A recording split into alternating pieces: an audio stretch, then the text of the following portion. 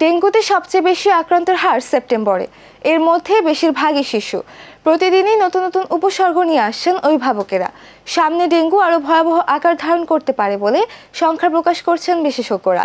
তাই এমন পরিস্থিতিতে সকলকে সচেতন হওয়ার নির্দেশ জানিয়েছে গণস্বাস্থ্য অধিদপ্তর। বিস্তারিত সিনথিয়া জান্নাতের রিপোর্টে।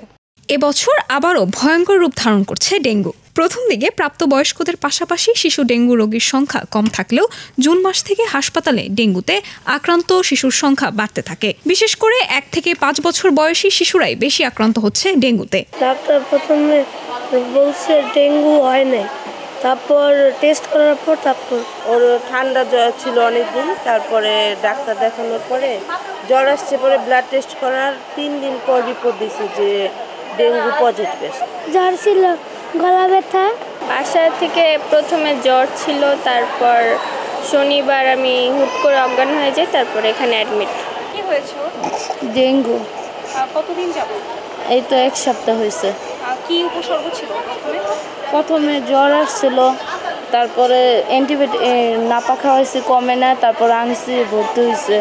এখন ভর্তি করার পর কিছুদিন জ্বর ছিল না, এখন আবার কালকা থেকে আবার জ্বরটা আবার একটু বাড়ছে। জনস্বাস্থ্য অধিদপ্তরের তথ্য মতে চলতি বছর এডিস মশাবাহিত এ রোগে মৃতের সংখ্যা বেড়ে দাঁড়িয়েছে 166 জনে।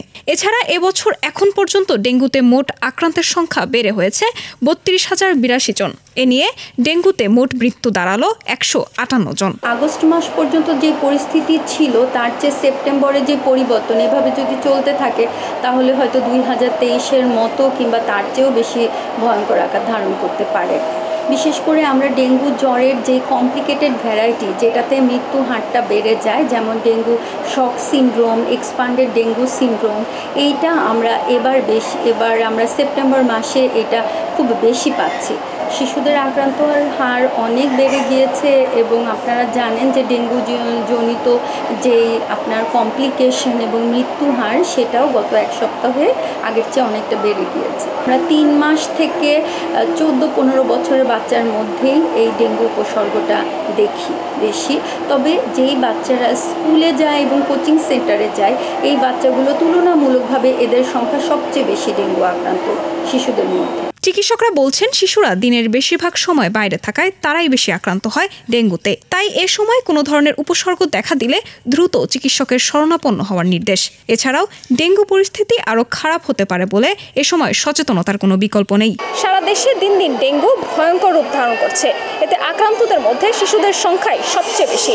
প্রতিনিয়তই নতুন নতুন উপসর্গ নিয়ে হাসপাতালে ভিড় জমাচ্ছে এসব রোগীরা। তাই চিকিৎসকরা বলছে এমন পরিস্থিতিতে বাসার চারিপাশ পরিষ্কার পরিচ্ছন্নতার পাশাপাশি সচেতনতার কোনো বিকল্প নেই। সিনথিয়া জান্নাত, আমরা করব জয়, এটিএন বাংলা, ঢাকা।